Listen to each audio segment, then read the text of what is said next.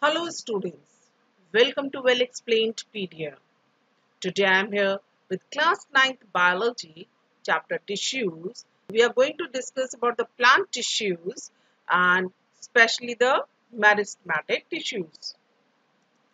Students, before starting the meristematic tissue, first of all we should know the meaning of tissue. Tissue is a group of cells having similar origin, structure and functions. Means अभी हमने पढ़ा था in the previous chapter we have studied about the cell. Cell is the basic structural and functional unit of all the living organisms, and all the living organisms are made up of cells. If they are made up of one cell, so it is a unicellular organism. But if it is made up of many cells, so it is a multicellular organism. अब unicellular organism में जो सारे functions होते हैं, basic functions life के लिए, survival के लिए, वो कौन परफॉर्म करता है? That single cell performs all the functions. But in the multicellular organism, what happens? The cells which are having the similar origin and the structure is almost same and they are performing the same function, they together make tissues because their body is complicated. तो खाली एक cell के function से काम नहीं चलेगा.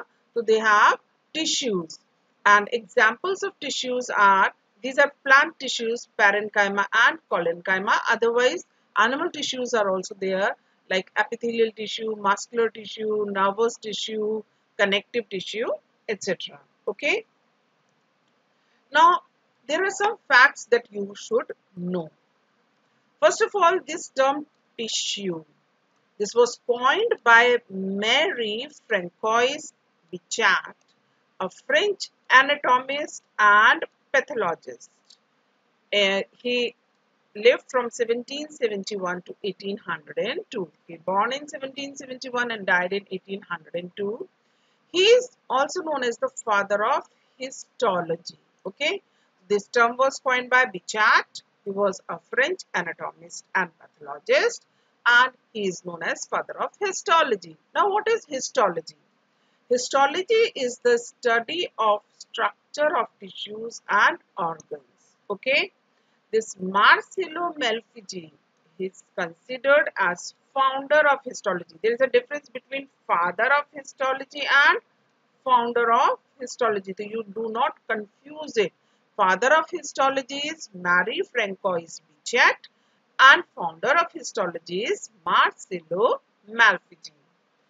Mayer in 1819, he coined the term histology. This term was coined by Mayer in 1819. Now, a group of cells, okay, a group of cells which are similar in structure and they perform the same function is called as a tissue. Now, a lot of tissues together makes an organ.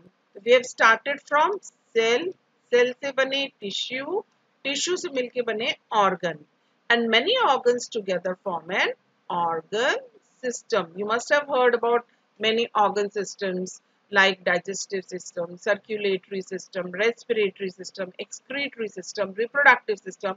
All these systems are within an organism which perform different functions, and these organ systems, they are comprising of organs. Suppose if I talk about respiratory system, the organs of respiratory system are nose, windpipe, lungs, alveoli, diaphragm, etc., etc. And then this organ system, in turn they shapes an organism with other organ system. कोई एक ही organ system नहीं होता है, as I told you earlier. Many organ systems are there and they together makes an organism. So this is the organization within a living organism. Cells, cells से मिलके बने tissue, tissue together makes an organ, organ makes organ system, and many organ systems, they together make an organism. Now, as we have to study in this chapter tissue about animal tissue also, so first of all, let us have a look on the differences between a plant tissue and an animal tissue. The tissues in plant, they are different in structure and function than the animal tissue. And why these differences are there? The very first difference is they have more dead and supportive tissues, and animals have more living tissues. Okay. Now, second difference is that there is differentiation of dividing and non-dividing tissue. In plant cell, dividing and non-dividing tissues are differentiated, means they are separate. But in animal tissues, there is no such differentiation. Now, third difference is that they need less energy for maintenance. Okay, why less energy for maintenance? Because plants are, we have already studied that plants are fixed at place. They need very less energy. Their body, their structure is also very much simpler in comparison to an animal. So they need less energy for maintenance, whereas the animals need more energy for maintenance. Why? Because to perform their different body functions or for their food, for reproduction, they have to move from one place to another. So they need more energy for maintenance in comparison to plants. Fourth difference is that in plants, the organization is less complex than animals, means plant tissues are less complex, whereas animals have more complex tissue in comparison to the plants. Examples of plant tissues are xylem, phloem, parenchyma, etc. You can name many more: collenchyma, sclerenchyma, etc., etc. Whereas in animal tissues, epithelial tissues, muscular tissues, you can name nervous tissue, connective tissue, and so on. So these are the basic differences between a plant tissue and an animal tissue. Now students, coming to the point, that is the plant tissue, which we are going to learn in this lecture. And in plant tissue also we are going to study about meristematic tissue in this lecture. Now, what are the properties of plant tissues or the characteristics of plant tissue? Most of the plant parts are tissues with dead cells because tissue provide mechanical strength to the plant. तो plant की जो body है उसके parts में ज्यादातर tissue कैसी होती है? डेड होती है. क्यों? क्योंकि उन्हें सिर्फ एक मैकेनिकल स्ट्रेंथ देनी होती है प्लांट को, सपोर्ट देना होता है प्लांट को. Okay students, the next characteristic is that the cells of some tissues are live. कुछ टिश्यूज के जो सेल्स होते हैं वो लाइव भी होते हैं, जैसे meristematic tissues, they have actively dividing cells, they are live cells. In parenchyma also the live cells are there. Now in plants, growth takes place in some parts. So these parts contain tissues having continuously dividing cells that I have told you, like meristematic tissues. So growth is confined to only certain parts, that is the tips of the roots and stems. So they have these continuously dividing cells. Now, plant tissues are of two types: meristematic tissues and permanent tissues. So, in this part, we are going to study about the meristematic tissues. Now, what are meristematic tissues? Meristematic tissues are the tissues which are found in the actively growing regions of the plant. They are the root tip and the shoot tip. What are the characteristics of these tissues? They consist of undifferentiated, actively dividing cells. Undifferentiated means the cells of these tissues are almost same. They are found in the growing regions of the plants. As I have told you, what are the growing regions? The shoot and the root tips. The sites or the regions in plants where new meristematic cells are found, they are called as meristems. Okay. The shoot tip and root tip, the cells of these regions or the sites in plants are known as meristems. Now the meristematic cells are living, as we have told, they are actively dividing cell. और कोई divide तभी करेगा जब वो living होगा.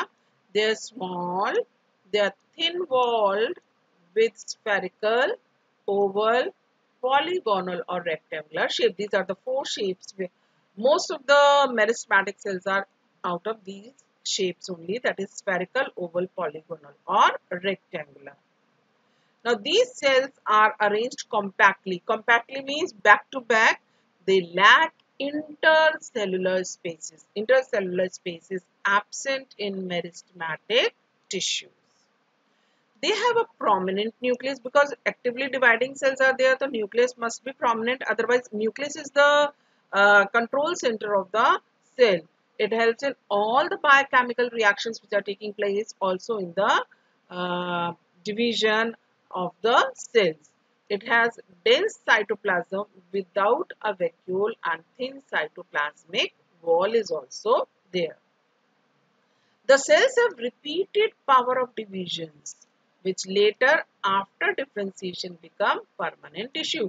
तो जो permanent tissue है, अभी हमने पढ़ा कि plant tissues जो हैं, they are of two types, meristematic tissues and permanent tissue. Meristematic tissues are actively dividing cells are there, but at a certain period of time, they lose their power of division, and after differentiation, these meristematic tissues are only they which convert into permanent tissues. Permanent tissues कहीं और से नहीं आती हैं, जो meristematic tissues हैं, इन्हीं से permanent tissues बनती हैं. Now, what are the functions of meristematic tissue? They are responsible for the growth in plants and increases the length and the girth of the plant. Means, as we know, meristematic tissues are actively dividing cells, so obviously they are responsible for the growth in the plants, especially they help in the increase in the length, and the girth means the radius of the diameter of the plant means उसकी मोटाई जो है उसको बढ़ाने में help करता है. Secondly, they help in healing up injured parts by producing new cells. जो भी injured parts होते हैं किसी भी प्लांट में उनको हील अप उनको ठीक होने में हेल्प करता है by producing the new cells. And thirdly, they act as primary tissue for the development of other tissues. As I have already told, this is the primary tissue. From this only, when they on reaching maturity or after a certain period of time, what happens? They form the permanent tissues or the other tissues. Now, meristematic tissue, they are found in the growing regions of the plant, as I have told earlier, root tip and stem tip or shoot tip. Cells of this tissue tend to divide continuously, and these meristematic tissues are of three types: apical meristems, lateral meristems, and intercalary meristems. You can say apical meristematic tissue, lateral meristematic tissue, and intercalary meristematic tissues. These are one and the same thing. You can see apical meristems in the tip. Okay, they are found in the tip.